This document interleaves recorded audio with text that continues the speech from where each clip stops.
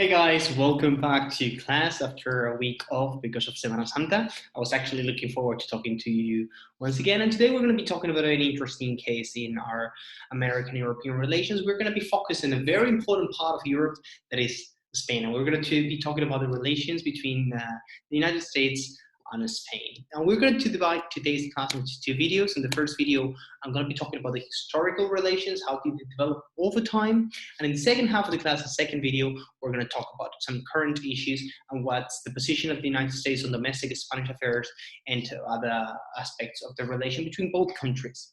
So if we talk about American and Spanish relations, we have to go back to the end of the 19th century to 1898 and the Desastre del 98 is the American-Spanish War that resulted in, I'm already telling you, the outcome and an absolute defeat of the Spanish troops. At that time, Spanish politics were, were dominated by instability. At that time was Isabel II, who was reigning in Spain. It was a weak reign. She did not really have a hand in politics. Spain had already lost most of its colonies in South America. That already happened, at the beginning of the 19th century already. By mid-19th century, Spain had already lost every colony in the continent in South America. But Spain still had four colonies, and these were Cuba, Puerto Rico, Guam, and the Philippines. And these territories had a strategic interest for the United States, and the United States saw the opportunity of starting a war with Spain to claim position, to claim dominance of these colonies, either directly or in a preferential way, as it was the case with Cuba. The outcome of the war, as I was telling you, was an absolute disaster. Spain, the technological advantage of the United States made it a very easy war with very limited casualties for the United States. Well, in the Spanish case, was quite the opposite. And this started an era, a clear era of depression, so to say, in the Spanish politics because of what happened. And this made, finally, Spain realize it was not a superpower anymore in the world. So, here you can see how, this was a cartoon of the beginning of the end of the 19th century, picturing how the United States is taking over Cuba, how it's taking over Puerto Rico. It will do the same with Guam and the Philippines. So if we advance in time, you have to know that actually Spanish Civil War took place in the 30s before the between 1936 and 1939, before World War II. And this civil war confronted two different sides. One was the legitimate government, that was a left-wing government that during the Civil War was supported by the Soviet Union, and the other side were the rebels. We call them national side, and there was a fascist side, and they had the support of Nazi Germany and also of Italian Mussolini regime. And the role of France, the United Kingdom, or the United States was neutrality, not to get involved in this war.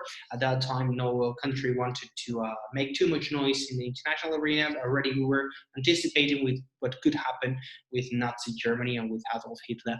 The only participation of the United States in the Spanish Civil War actually relates to what you can read in the slides: international brigades, brigadas internacionales. These were actually a volunteer corps of people coming from very different countries, taking the side of the legitimate government of Spain, the one that eventually actually lost the Civil War. And so was the case with several Americans, and they formed what it was known as the Abraham Lincoln Brigade. And they're still recognized, even though they do not have veterans benefits in the United States, but they are obviously recognized as all the people that fought for the legitimate republic in Spain. And actually, this was quite a dramatic event. We are kind of adding up to what we mentioned before. We talked about how dramatic was for Spain losing the last colonies in 1898.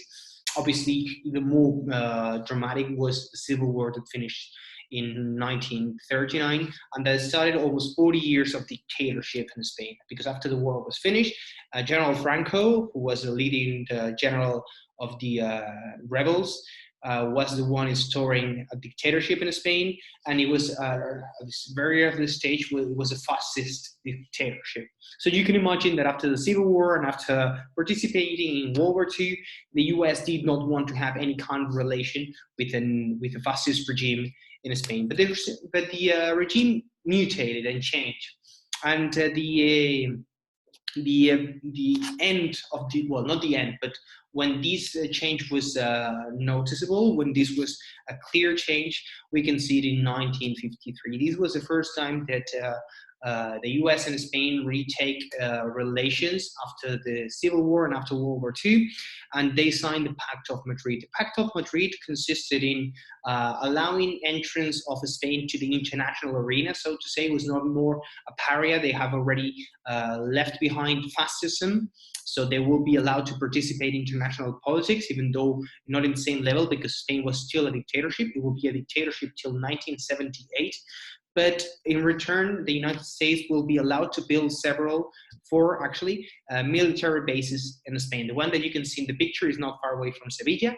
If you had gone to Cadiz, from Cadiz you can see it. This is Rota, it's a very relevant and still is Navy base in Spain that actually nowadays is shared by both militaries. Also, this resulted in Eisenhower, president at that time, visiting Spain and actually kind of legitimizing General Franco as the de facto ruler in Spain. So this was very important for the Spanish-American relations at that time. The regime, as I said, finished in 1978. That was when Spain became a democracy once again. It obviously was a transition period that finished in 1978. And from that time, the relation has to do mostly with the color of the government, with who is governing in both sides of the Atlantic at each time. For the picture you see there, you have Tony Blair, Prime Minister of the United Kingdom, back in the early 2000s. You have George W. Bush, and you have José María Aznar, who was president of the government in Spain between 1996 and 2004. The relation between Bush and Aznar was a very strong one. Actually, Aznar supported the war in Iraq, and he was one of the few European countries to do so, together with Portugal and with the United Kingdom. So actually that has strengthened the relation with the United States and the bond between the US and Spain at that time. Once Aznar lost the elections and actually was the left-wing government once again, those relations deteriorated, and it was not up until Obama took office that actually you can see there a picture of, this is Camp David with José María Aznar there in the center of the picture, and George W. Bush. So yeah, where we're talking about when Obama took office, it was actually the person next to him is the president of the government that succeeded Aznar in Spain. He was José Luis Rodríguez Zapatero. And actually the relation between both of them was never as strong as the Bush-Aznar relation, but it was a strong one. Actually, José Luis Rodríguez Zapatero was one of the people pushing for what he named Alliance of Civilization. It was actually kind of a soft politics, soft power project within the UN to try to enhance cooperation. And you can imagine that Barack Obama easily jumped on board of that project. And so actually the relation of the history, of the relation between Spain and the US nowadays has to do with the color of the government. What I painted red there is obviously Republican governments in the US. In Spain will be conservative government, José María Aznar and Mariano Rajoy.